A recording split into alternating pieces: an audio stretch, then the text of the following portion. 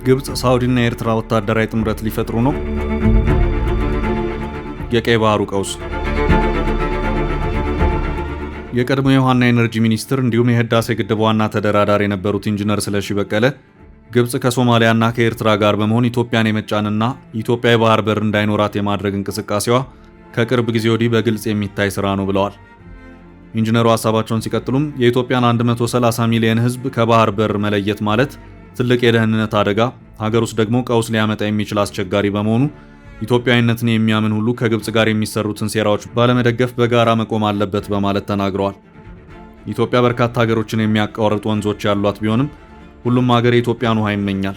ኢትዮጵያም ፍትሐዊ ውሃ አጠቃቀምን ትደግፋለች። ነገር ግን ኢትዮጵያ የባህር በር ፍላጎቷን ስትናገር እንደ ስጋት በማየት በአንድነት በመተባበር እንደሚቆሙ ተናግረዋል። ኢንጂነር ስለሺ ግብጽ በታሪክ ኤርትራን ራሷን የቻለች ሀገር እንድትሆን ያደረገችው የማስገንጠል ተልዕኮ ላይ ኢንቨስት አድርጋ ተሳክቶላት ኢትዮጵያን ያለ ወደብ ማስቀረቷን እንዲሁም በኢትዮጵያ በኩል ወደቡ በስህተት የተላለፈ ቢሆንም አሁን ላይ ይህ ሁሉ ህዝብ ተቆልፎ መኖር የማይችል በመሆኑ ያንን የባህር በር ለማስመለስ በውዴታም በግዴታም መሄድ ያስፈልጋል ብለዋል። ግብጾች የሚቃረኑ የሀገር ውስጥ ኃይሎችን ውጊያ እንዲከፍቱ በማድረግ የሀገሪቱ ሉዓላዊነት እንዲጣስና ጥያቄ ውስጥ እየገባ እንዲሄድ ለማድረግ እንደማይተኙ ጸረ ኢትዮጵያዊ የሆኑና ባላቸው አስተሳሰብ የተበላሸ መሆኑን እና ኢትዮጵያን ለመጉዳት የማይተኙ ናቸው ብለዋል። ለዚህም መተባበር፣ መደጋገፍና ሁሉንም መስዋዕትነት በመክፈል ለባህር በራችን በጋራ መቆም እንደሚያስፈልግ ተናግረዋል።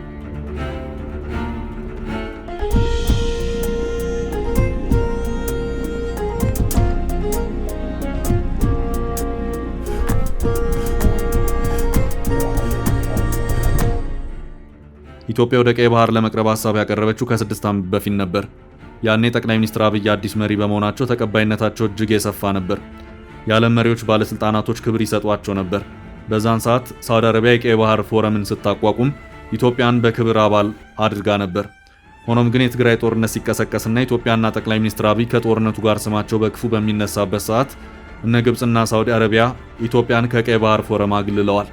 ኢትዮጵያ የቀይ ባህር ፎረም ከተሰኙ የ8 ሀገራት ስብስብ ውጭ መደረጓ በተወካዮች ምክር ቤት አባላት ጥያቄ አስነስቶም ነበር። የያኔ የውጭ ጉዳይ ሚኒስትር አቶ ደመቀ መኮንን ለጥያቄው በሰጡት ምላሽ በአፍሪካ ቀንድና በቀይ ባህር አካባቢ የሚፈጠሩ አደረጃጀቶችና ፎረሞች ኢትዮጵያን ታሳቢ ያደረጉ እንዲሆኑ እርሳቸው በሚመሩት መስሪያ ቤት የተጀመሩ ስራዎች መኖራቸውን አስታውቀው ነበር። ሆኖም ግን የግብጽና የሳውዲ እንዲሁም የኤርትራ ተጽዕኖ በመጉላቱ ኢትዮጵያ ከቀይ ባህር ፎረም አባልነት ተሰርዛለች። በሳውዲ አረቢያ አነሳሽነት ከ3 ዓመት በፊት የተመሰረተው የቀይ ባህር ፎረም የተሰኘው ስብስብ የቀይ ባህር ፎረም ትኩረት የሚያደርግባቸው ጉዳዮች ከፖለቲካ፣ ኢኮኖሚ፣ ባህል፣ አካባቢና ደህንነት ጋር የተያዙ መሆናቸውን በምስረታው ወቅት የወጡ ዘገባዎች ያመለክታሉ። ስብስቡ ከተመሰረተባቸው 12 ዓላማዎች አንዱ በቀጠናው የሚከሰቱ ሽብርተኝነት፣ የባህር ላይ ወንብድናና ኮንትሮባንድን መከላከል ነው። በአባል ሀገራት የሚዘዋወሩ ድንበር ተሻጋሪ ወንጀለኞችንና ህገወጥ ስደትን መከላከልም ከቀይ ባህር ፎረም ዓላማዎች ይጠቀሳል።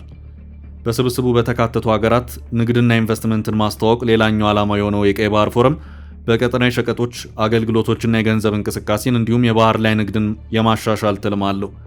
ይህ ቡድን ወታደራዊ ኃይል የማቋቋም ዓላማ ያነገበ ሊሆን ይችላል እየተባለ ይገኛል። ቢቢሲ በቅርቡ ባወጣው መረጃ የቀይ ባህር ፎረም ወታደራዊ ጥምረት ከፈጠሩ ኢትዮጵያን ቀለበት ውስጥ ያስገባል ሲል በዘገባው ስጋቱን ይገልጻል። የቀይ ባህር ፎረም አባል ሀገራት የኢትዮጵያ ጎረቤት የሆኑት ኤርትራ፣ ሱዳን፣ ሶማሊያና ጅቡቲ ናቸው። ከአረብ ሀገራት ደግሞ ዮርዳኖስ፣ የመን፣ ግብጽና ሳውዲ አረቢያ ናቸው። የቀይ ባህር ፎረም አለቃ ደግሞ ግብጽና ሳውዲ አረቢያ ናቸው። እነዚህ ሀገራት ወታደራዊ ኃይልን ለማቋቋም የሚያስቡት የባህር ላይ ውንብድናን ለመከላከል ነው። የቀይ ባህር ፎረም ዓላማ ተብሎ የተቀመጡት የባህር ውንብድናን መከላከል፣ ከስፍራ የሚገኝ ጥቅምን ማጎልበትና መጋራት፣ ህገወጥ የጦር መሳሪያንና የሰው ዝውውርን መቆጣጠር ናቸው። ይህን ለማድረግ ደግሞ ወታደራዊ ህብረት ያስፈልጋቸዋል እየተባለ ይገኛል። በእርግጥ እነ ሳውዲ አረቢያ፣ እነ ግብጽ እንዲሁም እነ ኤርትራ ወታደራዊ ጥምረት ፈጥረን ቀይ ባህርን እንከላከል ካሉ ለኢትዮጵያ ከፍተኛ ስጋት ነው። ምክንያቱም የቀይ ባህር ፎረም ቡድን የኢትዮጵያን ጎረቤት ሀገራት ጅቡቲን፣ ሱዳንን፣ ኤርትራን እንዲሁም ሶማሊያን ያካተተ ነው። የቀይ ባህር ፎረም አባል ሀገራት ወታደራዊ ጥምረት የመፍጠር ዓላማ ሳይኖራቸው አይቀርም የሚል ዜና ቢቢሲ በቅርቡ አሰራጭቷል። እንደውም ቢቢሲ የቀይ ባህር ፎረም አባል ሀገራት ወታደራዊ ጥምረትን ከኔቶ ጋር በማወዳደርም ጽፏል። ይህ የምዕራባውያን አዲስ ዘመቻ ኢትዮጵያን የማስፈራራትና በወታደራዊ ኃይል የማስከበብ ሴራ ይመስላል። ምንም እንኳን የቀይ ባህር ፎረም ወታደራዊ ጥምረት የመመስረቱ ዕድል የጠበበ ቢሆንም ምዕራባውያን እንደ ኔቶ የራሳቸውን ወታደራዊ ጥምረት ፍጠሩ እያሉ በመምከር ተጠምደዋል። ቢቢሲ በዘገባው ሩሲያ ከዩክሬን ጋር የተዋጋችው በኔቶ በመከበቧ ነው።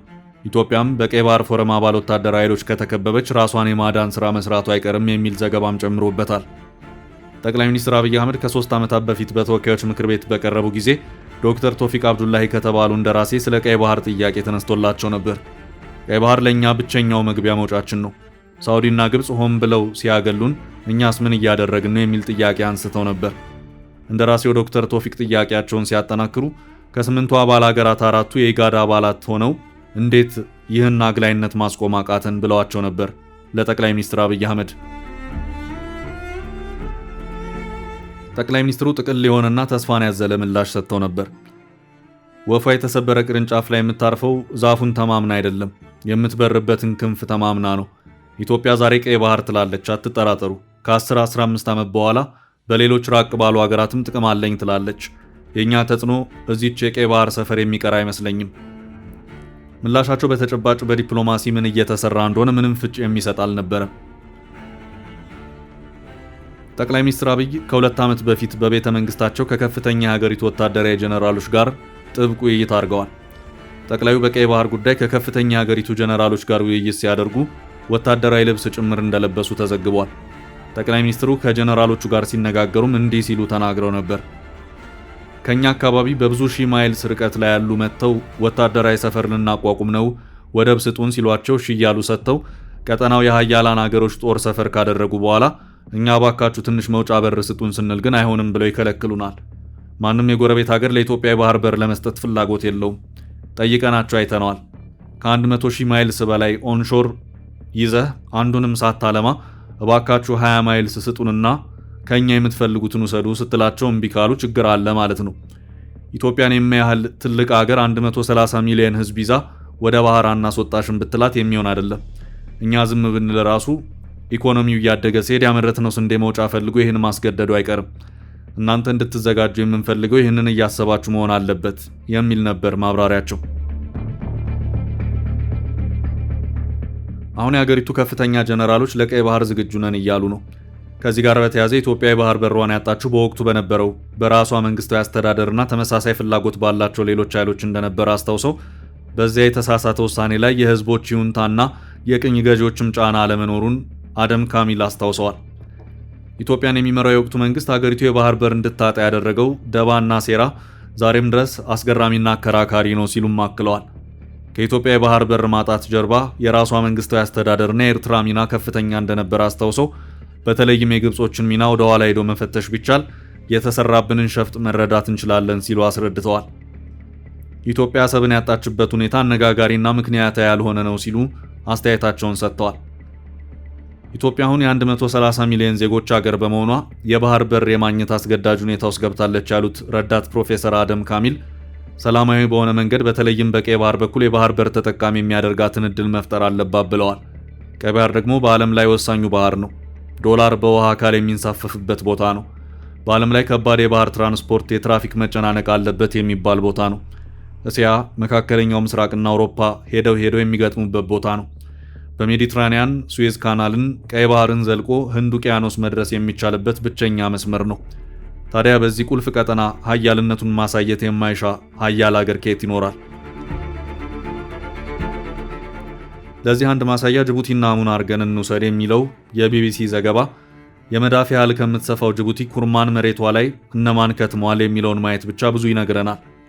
ፈረንሳይ፣ አሜሪካ፣ ጃፓን እና ቻይና አሉ። ህንድና ሩሲያም ሀገራቸውን ለማስገባት እየጣሩ ነው።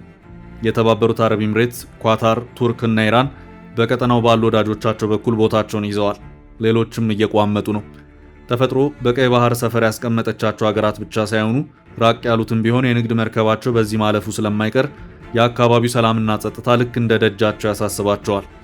የቀይ ባህር ደቡባዊ በር ባቤል መንደብ አንዳች እክል ቢገጥሙ የብዙ ሀገሮች ጉሮሮ ላይ አጥንት የመሰንቀር ያህል ከባድ ነው።